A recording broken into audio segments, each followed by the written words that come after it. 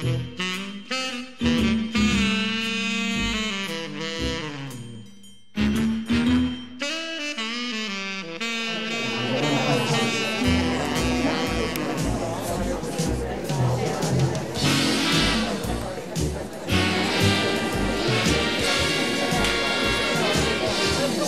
alert to see if she help with clicking. Yeah. Okay, you made it. Last speaker, first day, awesome. How's the conference been so far?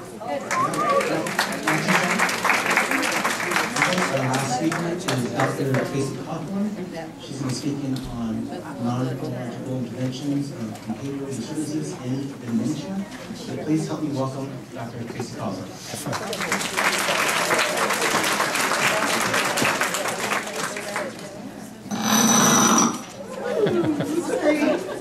Doesn't sound so loud over here. So it's great to be the last one. Everybody awake? Still going? Yes. Another hour in you? Okay. We'll try to make this happy. Okay. So I'm going to start out by talking a little bit about dementia. We'll go into a little bit on the different types of dementia and how they can present differently, so we have a better understanding of that. A little tiny bit on the most common medications, the cognitive enhancers primarily. And then we'll kind of talk more about the most common behavioral disturbances and where they come from and how we can look at them differently than just giving them medications. So why is dementia important? The number of people who are currently living with dementia worldwide currently estimated to be approximately 35.6 million. And that number is expected to double by 2030 and as much as triple by 2050. Now, people had kind of projected some numbers back in like the 70s or 80s or something like that, and we're like 30% higher than they projected back then. So we're hoping that these numbers are not going to be the same issue. So between 2 and 10% of those cases will start prior to the age of 65, but the prevalence doubles with every 5-year increment. Total estimated worldwide cost of dementia in the U.S. was about $604 billion, but that is from 2010. I wasn't able to find any new ones.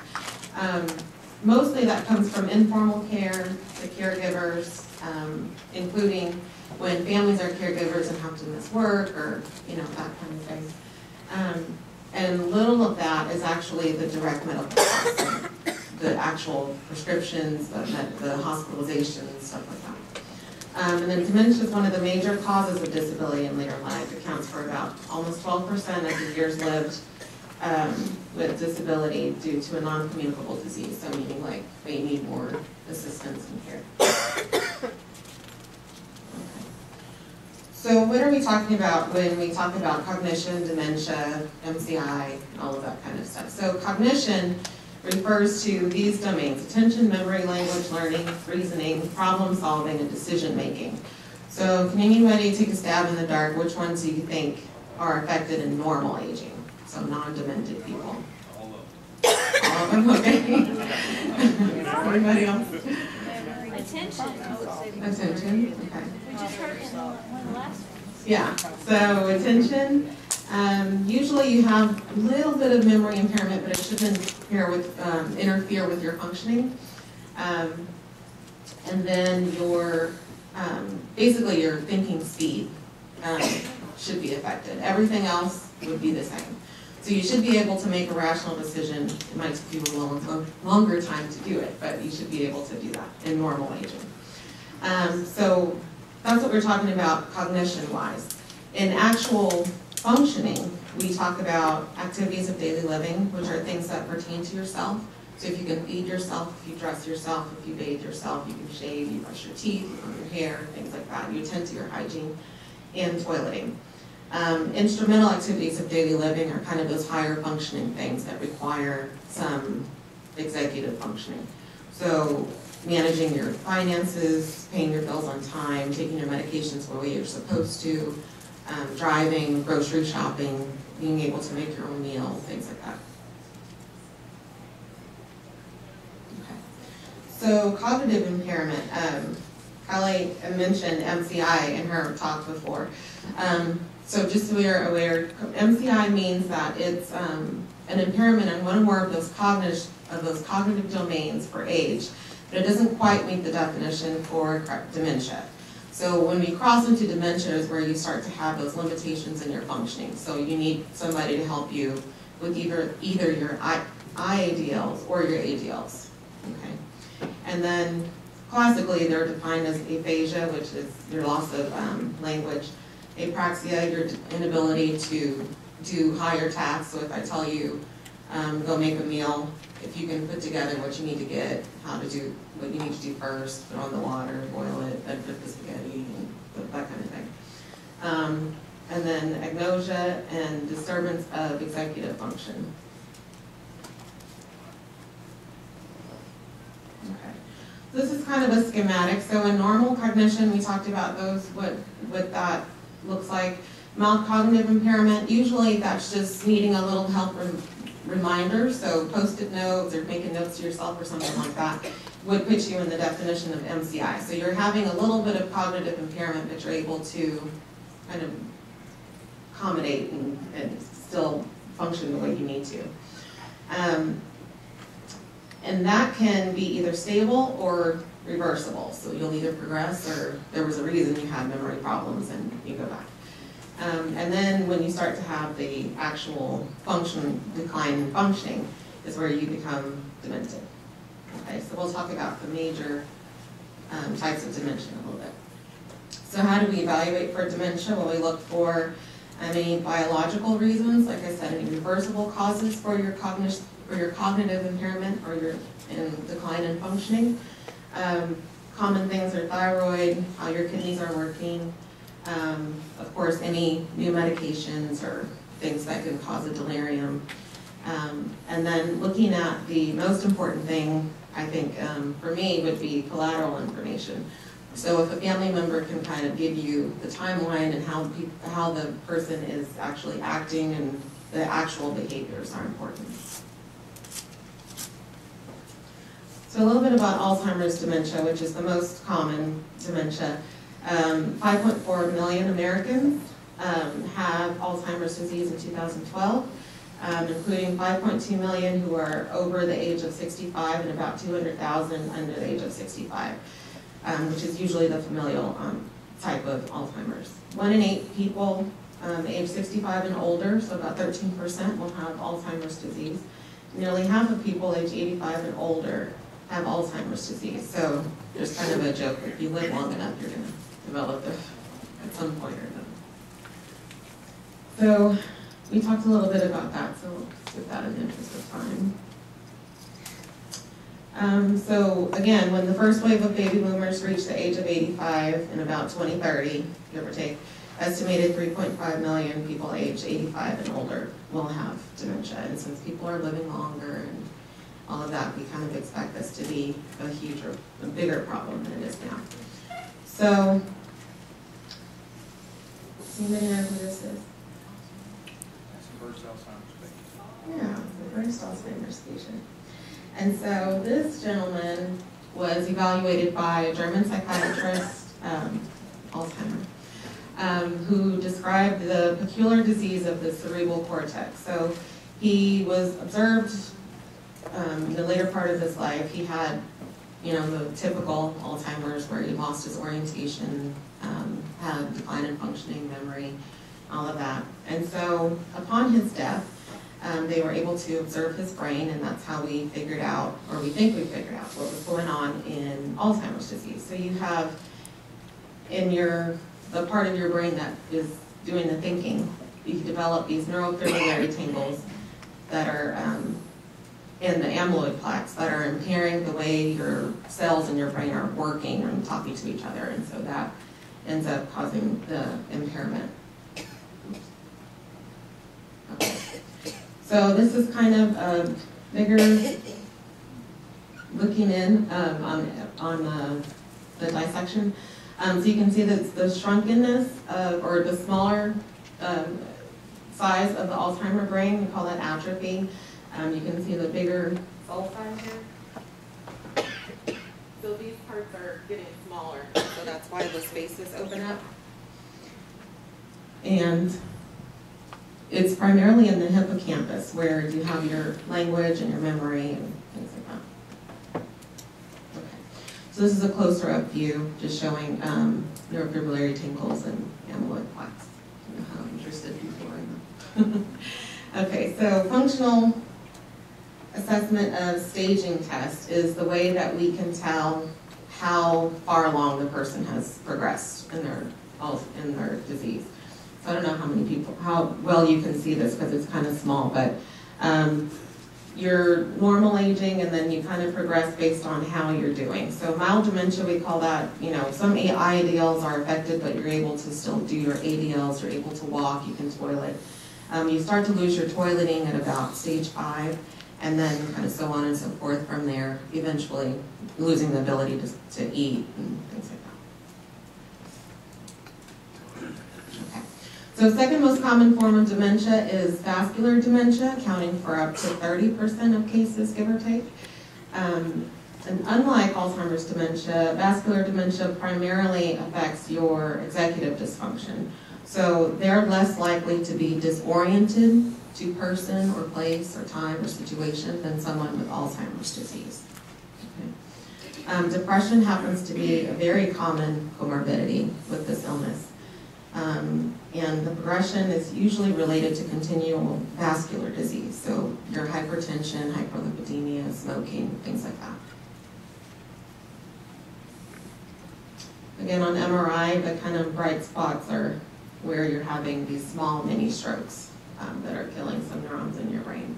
And then this is just kind of to look at the different types of strokes you can have. So you can have a bleeding stroke, a hemorrhagic stroke, or blood clots, which is the ischemic stroke. Both of these can lead to dementia, some type of cognitive impairment. So risk factors for development of vascular dementia are advancing age, your vascular risk factors that include diabetes and things like that, having a major surgery, because that can lead to some blood abnormalities, fluctuation in volume. Atrial fibrillation, which can be a high risk factor for clots, so ischemic stroke, and then sleep apnea, having a previous stroke, cardiac arrhythmias.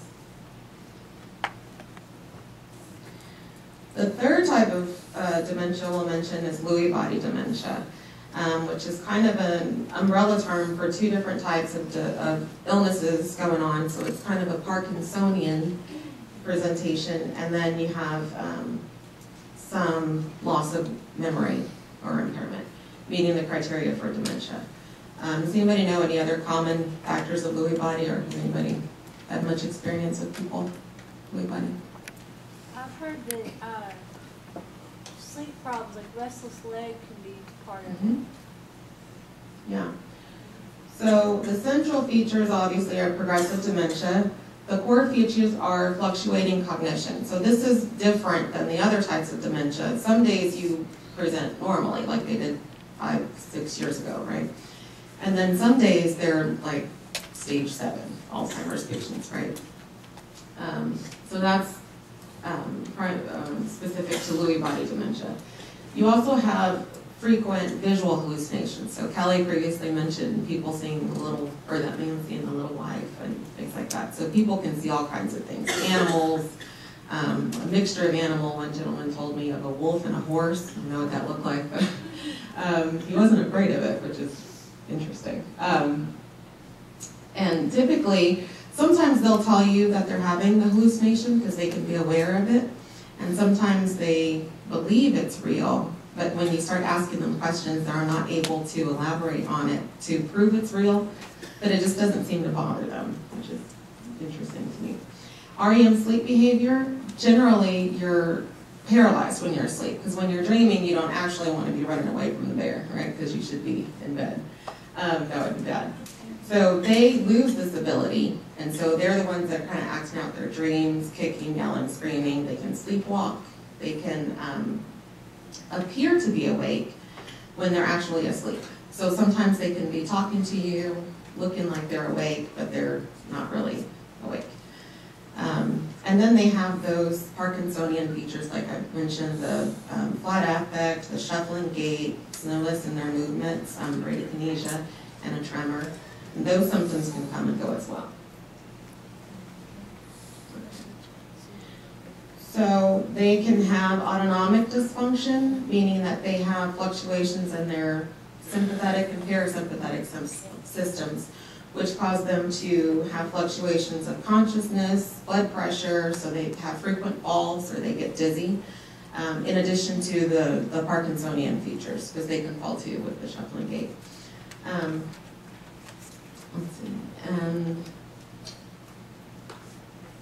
sometimes they can have, it's unclear if they can have auditory hallucinations or if they think that person should have been talking to them. So sometimes they'll have a hallucination of someone sitting in their couch next to them. And they never think this is weird, which is the weird part. They'll say, oh, somebody was sitting there, I don't know who they were, and nobody else seemed to talk to them, and it's just okay. Like, it's just weird. It's like, well, what'd you do? But anyway, it's like, did they talk to you? And they'll say, usually they'll say no, they just look at them. But sometimes they'll say, yeah, we had a conversation, and it's unclear if they're thinking that they should have had a conversation with this person or if they're actually having auditory hallucinations. So, probable Lewy body dementia requires 2 or more of those core features, and then one or more of those suggestive features. And then possible Lewy body, I don't really understand the difference because we usually just diagnose Lewy body. But that's 1 per feature, and usually you have more impairment with that. So again, a little schematic. These are little Lewy bodies, little proteins that are deposited inside the cell that cause you to have impairments in the way your cells are talking to each other. Okay, so that's kind of the comparison of dementia. Anybody have any questions now, or is that clear as mud? Can a patient have more than one type of dementia at the same time? Yeah, so actually the most common is a mixture of Alzheimer's and vascular. And then after that you would have vascular. It's pretty, I've never seen a pure Alzheimer's. Because my mother started It's out more with rare. vascular, but then I think she was never diagnosed, but I think she had a full dementia because she started hallucinating too. Oh, yeah. Well, But psychosis can be common in all there was the other things. So the answer is yes, dementias. if you can have more than one. Mm-hmm. It's generally a mixture. Okay, so our cognitive enhancers are things like Aricept, donepezil, Exelon patch, things like that. And those are designed to increase the amount of acetylcholine, so a little neurotransmitter, in your brain. These were developed as treatments for Alzheimer's disease. And so they kind of are thought to either slow down or kind of impair the progression for a little bit of time in this illness. Now, they don't really give you back what you've already lost, and they don't really work all that great to slow it down or stop it or anything like that, but it's the best that we have for now. So, let's see. So initially we had Tacrin, or Cognex. I don't know if people have heard about that. That's rarely used now because of significant side effects. So primarily we use Aricept, which is the most commonly prescribed, I think, and then the Exelon patch, which is newer and can bypass some of the side effects you have when you take it orally. The only medications that are approved for advanced, moderate, or severe dementia are Aricept and Memantine, and those can be used in conjunction, so you'll see those pretty commonly. So again, this was just to give kind of an idea of the doses. Aricept was just approved to have a higher dose, so that's up to 23 milligrams a day. Like I said, the most common are going to be the Aricept and Exelon. So problems with those treatments, Tacrin was the first one made, and that actually had a significant amount of liver damage or hepatotoxicity. It was also dosed 4 times a day. So when you have a demented patient, it's difficult to give them medications once a day, right? Or to get them to take a bath sometimes. So to get them to take the pill 4 times a day was kind of difficult. So then Aricept, all of them have, or the acetylcholinesterase inhibitors have side effects that we have to watch out for, which are, they can cause a slower heart rate, they can cause diarrhea, and those are the major reasons that we stop them, because they're kind of increasing your parasympathetic or the slow response. Memantine works in a different way. It's an NMDA receptor antagonist, so essentially it's supposed to stop your cells from dying in layman's terms. So that's another medication. So since they work differently, we can use those in conjunction. And so you'll see them commonly in advanced dementias. Okay, a little more demographics. Let's talk about long-term care facilities. There are over 1.5 million people in nursing homes.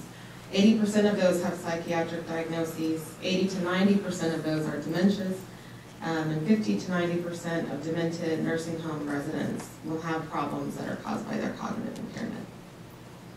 So that's a lot. Prevalence of aggressive behavioral symptoms. You'll see primarily it's resistance to care. So sometimes they'll be okay, you just leave them alone, but eventually you have to bathe them, you have to get them to eat, you have to give them medications and change them and that kind of thing. And that's where a lot of the behavioral disturbances occur. These can be either physical, which is the least likely, disruptive or socially inappropriate, so the resident that pulls off all their clothes and goes down in the hallway or something like that. And then verbally abusive, the cursing and not nice words from the little old lady that was so cute when she was eating her lunch.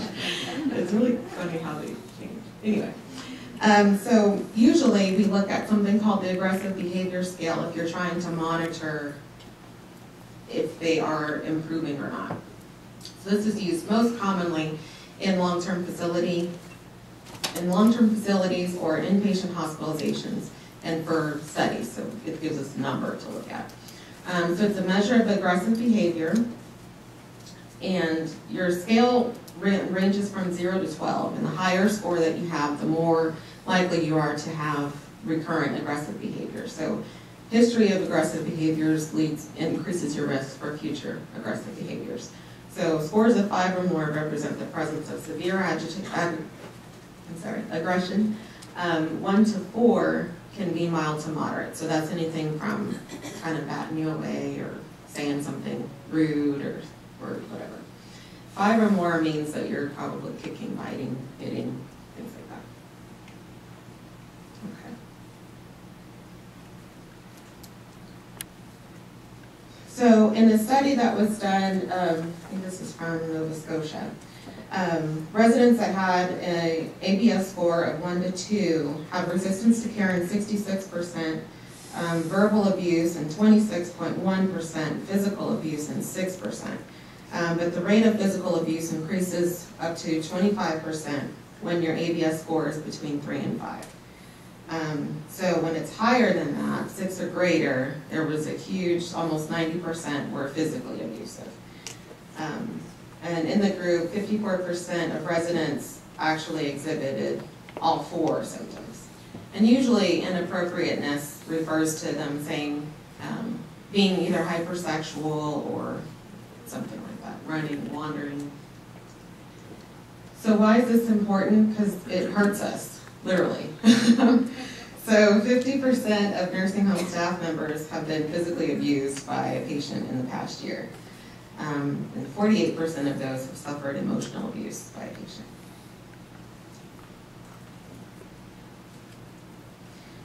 So further defining these terms, what do we mean by agitation? So if you just say she was agitated, I don't know what that means. That could have been verbal, that could have been physical.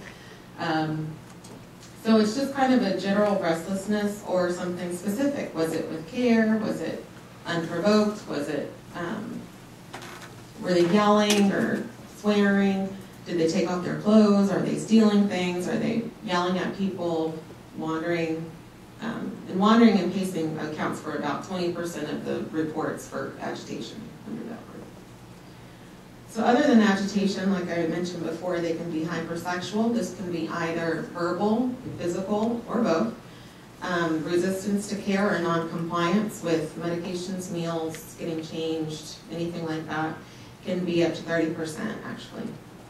And then they can have sleep difficulties. So your sleep-wake cycle already changes as you get older. You get less of the REM sleep, the good sleep, and you tend to take these little naps that are not really restful. So they can be just kind of sleepy and cranky sometimes, and if you help them to sleep, then that makes them feel better. But not always.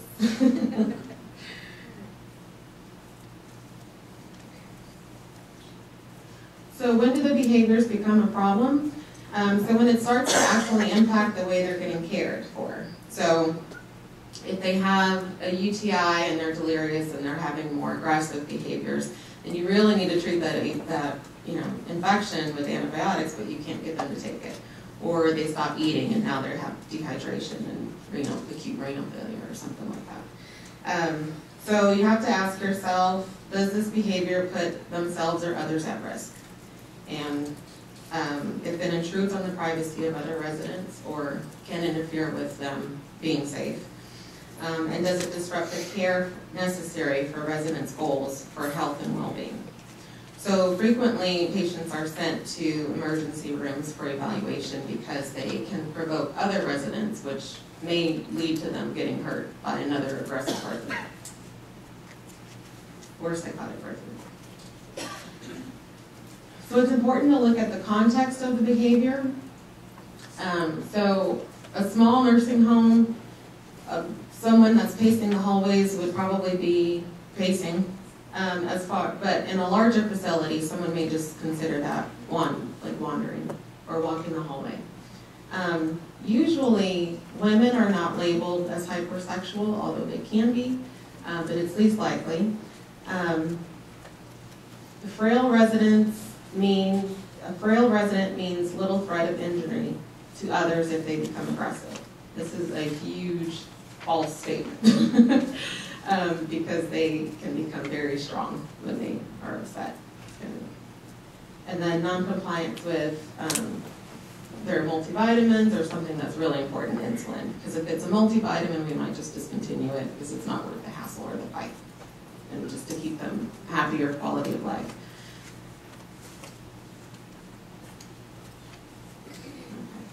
So the first step in addressing a behavior is to identify the context, as I was saying. If you say Mr. Smith's a bad driver, how is he a bad driver? Can he not see and he's running into things? Is he yelling at people because he's impatient? Is he going too fast? He can't see, so he's going too slow or something like that. So it's important to kind of define what was going on at the time of the behaviors and be specific about that. So if you have a patient, how do you normally describe them if they're agitated, or how do you think about it? How do you process it? Anybody?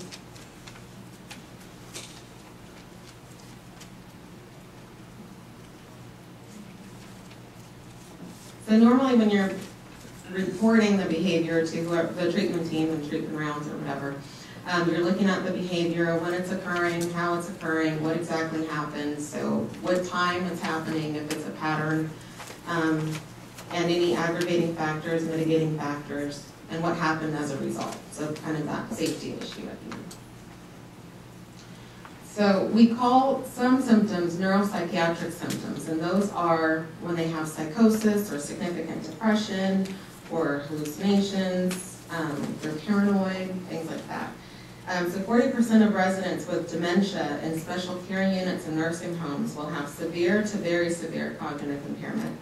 And the majority of residents with severe dementia will have some of these neuropsychiatric symptoms.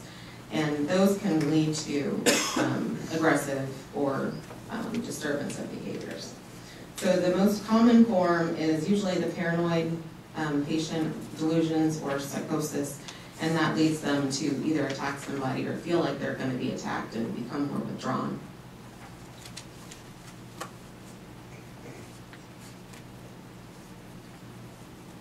So So agitation in residents with dementia is usually the primary reason that they are sent or admitted to a long-term facility from home usually. It can lead to an increased use of psychotropic drugs, a diminished quality of life, resident family distress, and caregiver burden. So again, leading to them for them to be placed. It can impair them from having the care that they actually need, even though they're in an LTC. So usually these symptoms are treated with antipsychotic medications, risperidone or olanzapine, Zyprexa or something like that. But we are actually trying to get away from using those medications as the first intervention. And there's actually a huge CMS partnership to decrease the use of those across the country. So I'm going to talk a little bit about something called person-centered practice. So as I mentioned before, that first we have to determine if the behavior is harmful to the resident or to others, and look at the ABCs. So what happened before the behavior, what provoked the behavior, what was the actual behavior, and what resulted out of the behavior.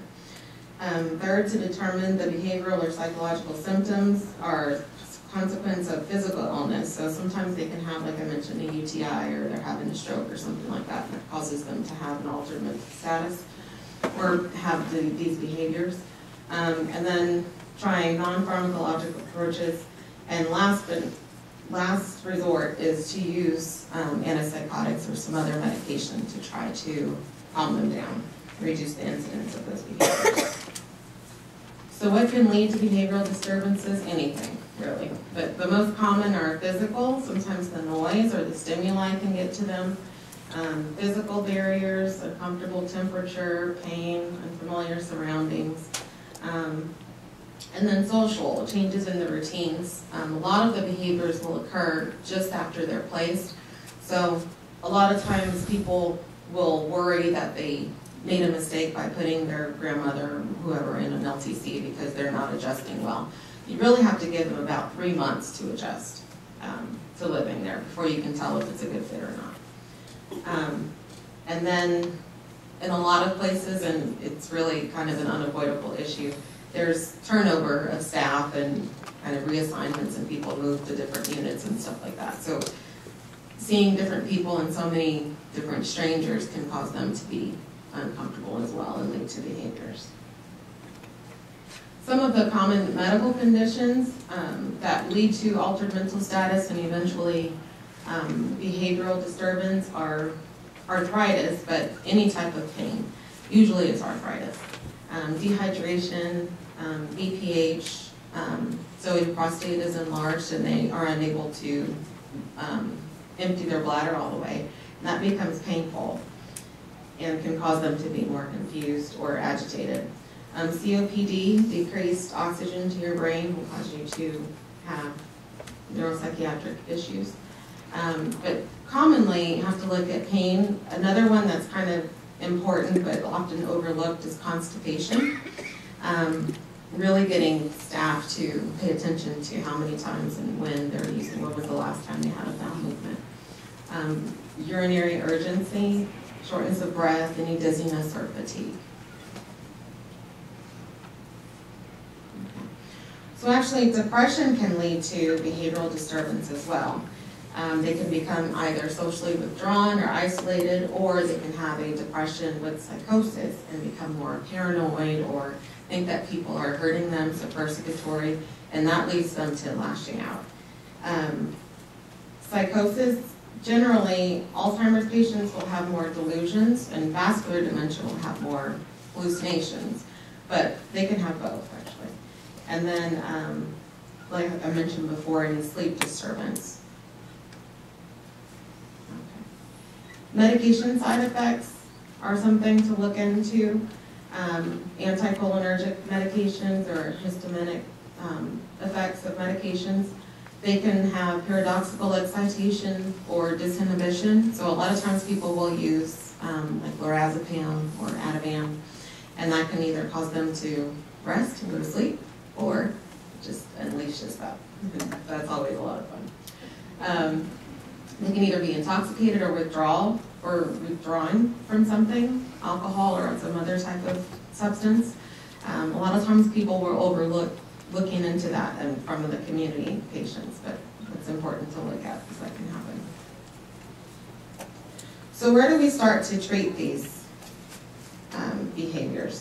So the first step is to identify any of these modifiable causes. So do they have an unmet need?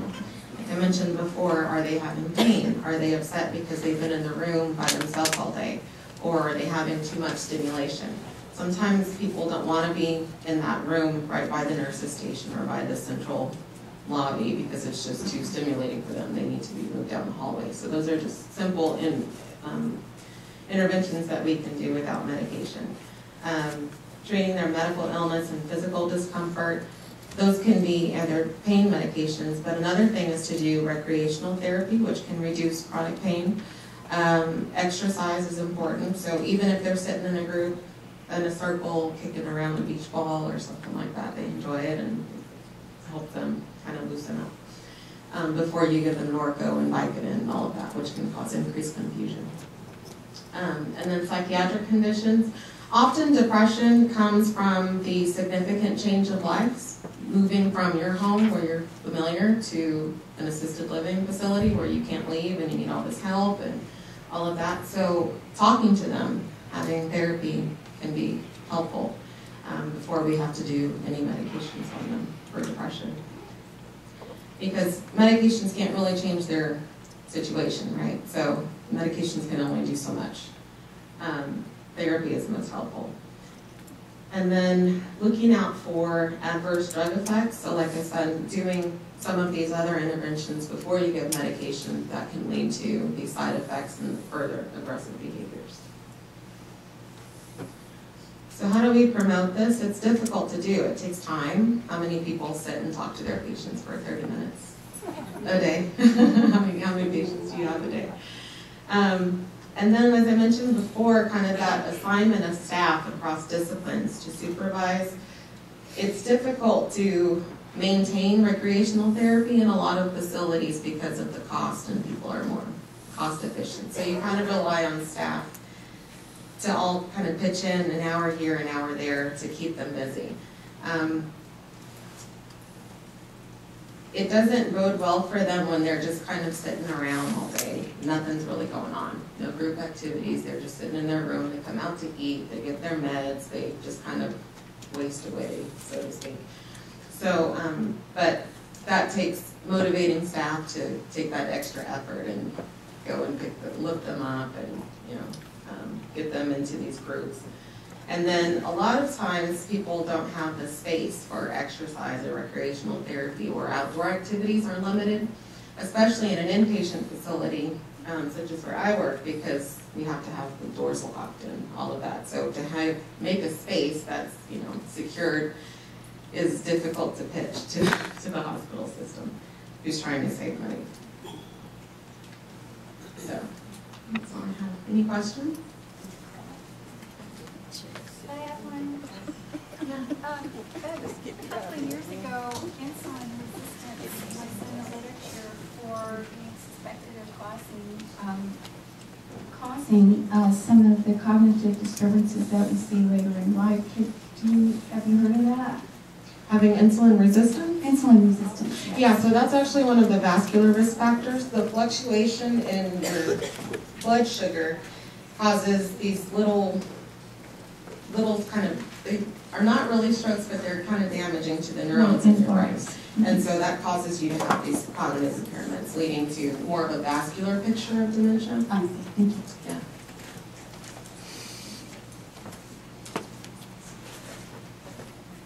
Medications backfire with these dementia patients? I'm sorry. There seems to be such a strong emphasis on non-pharmacological approaches. Is that because a lot of these medicines backfire with dementia patients? Yeah, so people are, primarily we're using a lot of antipsychotics in these patients, and through studies, there's actually been a black box warning placed on these medications because antipsychotics lead to an increased risk of sudden death. So there was a huge push to try to stop using those and, employ some of these other non-drug solutions. Some of the behaviors can actually be treated by mood stabilizers like Depakote or lithium or Nerling, and some of them can be helped by antidepressants like mirtazapine or Celexa or something like that, because they are resulting from depression. So we try to use those or no medications. Is it more the antipsychotics then? That we're worried about? Yeah. Yes, and also the benzodiazepines like Ativan and things, Xanax and stuff like that, because it, like I said before, it can either calm them down and be helpful for their anxiety, or it can make them disinhibited. And it also is, they're very sedating medications, so you don't want to have them all sleeping and not eating and being active and all of that during the day. So to limit their sedation as well. I know there's a push for, like, you know, music therapy, the pet Mhm. therapy, like you said, with the activities. Yeah, activities are huge. It can go far because, I mean, it's a lot of times people will call agitation when a patient's in their room yelling in their, you know, in their beds or whatever. And you kind of go in there and they're in there by themselves. They don't have a TV, they don't have a radio, they don't have any stimulation at all, nobody's there. And you ask them, what do you need, what's wrong? And they're like, what? Well, you were yelling. No, I wasn't. Like, you know, so it's just, but if they're out, if you get them up out of bed, even the ones that are bedbound, you get them up out of bed and in a geri chair in the group room or something like that, where there's something going on, you can limit those behaviors. And then they don't get medicated, a lot of them do. So yeah, pet therapy, they bring in, you know, usually dogs, I've seen.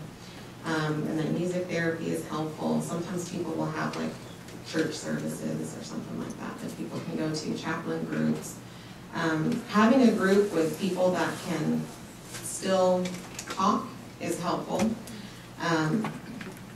They may not always make sense because they might get confused or be disoriented or something like that, but they are having significant depressive symptoms and they can talk to you about that. Or it's good to have them in a group where they can share their experiences and kind of support each other. Any more questions? No? Okay, thank you so much. Okay. Thank you. Thank you.